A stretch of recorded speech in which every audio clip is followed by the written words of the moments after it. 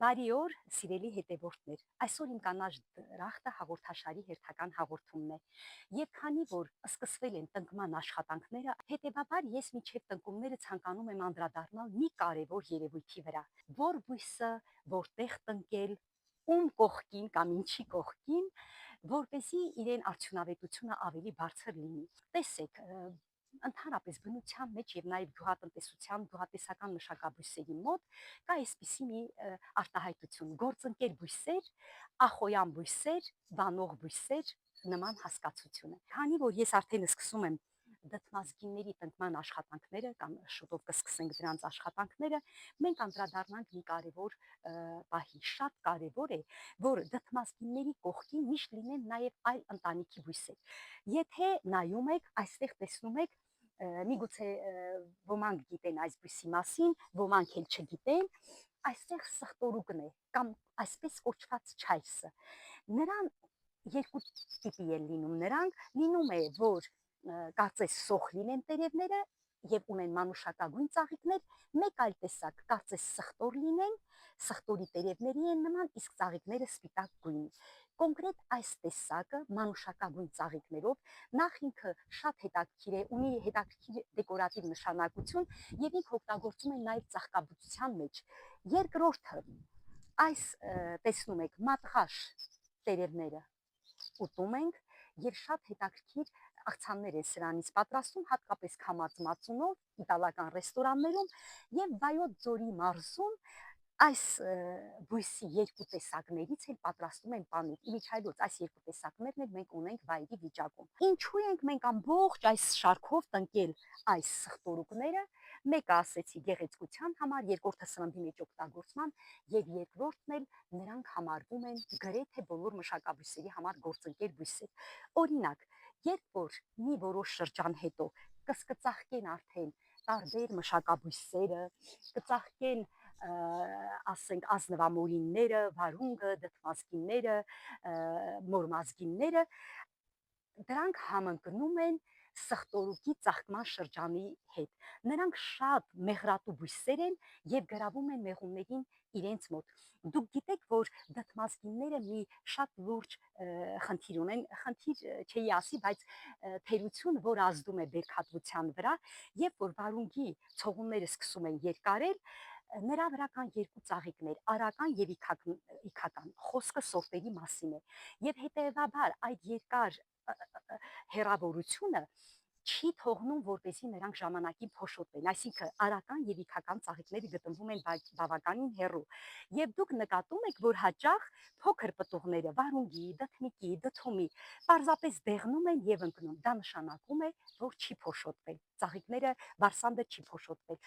Սակայն այս դեպքում, երբ որ մենք ունենում ենք սխտորուկները, այս չայսերը,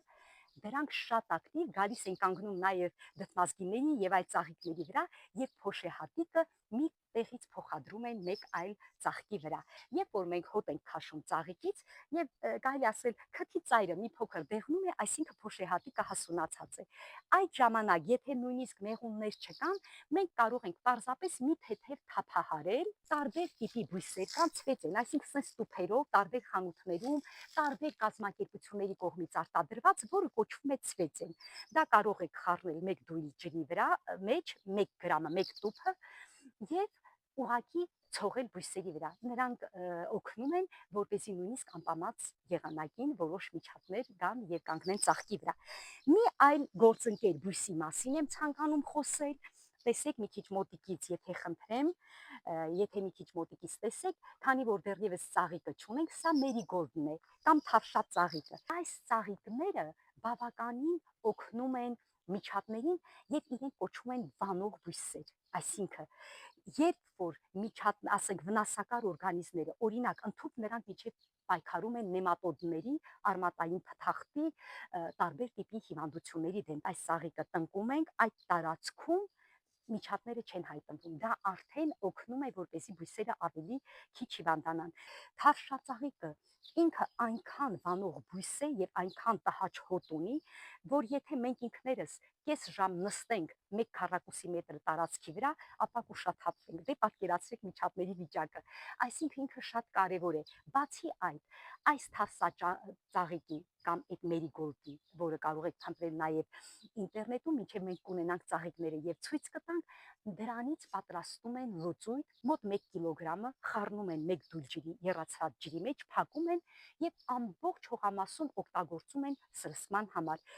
Այս ծաղիկները շատ կարևոր են եւ շատ լավ կլինի, որ ձեր պարտեզի, ձեր այգու, ձեր բանջարանոցի տարբեր հատվածներում տնկեք սրանցից։ Օրինակ Եվրոպայում ճանճաստան պրեպարատներ են, որ մենք ժամանակին խլորոֆոս էինք օգտագործում, որը այսօր ընդհանրապես արգելված է եւ շատ խիստ մարդկանց առողջության համար Եվրոպայում պատրաստում են թավշածաղկից։ Հետևաբար մենք հետագայում ցույց կտանք նաև մեր արդեն ցանքերը, երբ որ անցնենք խնամքի աշխատանքներին, եւ դուք կտեսնեք, թե որքան գեղեցիկ են եւ մեր բույսերը որքան առողջ են։ Սրանով եւս ավարտում եմ այսօրվա հաղորդումը։ Մեկ անգամ եւս խնդրում եմ, բաժանորդագրվեք իմ ալիքին, տարածեք այն։ Ձեր շնորհիվ այսօր 30,000-ից ավել հետևորդներ ունենք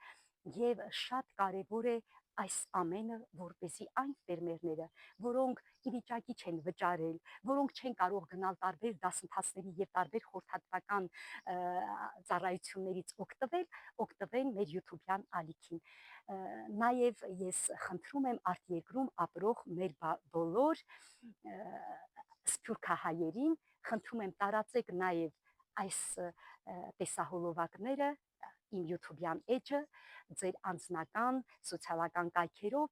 դրանով դուք եւս օգնում եք Հայաստանում ավելի արդյունավետ դարձնելու գյուղատնտեսությունը։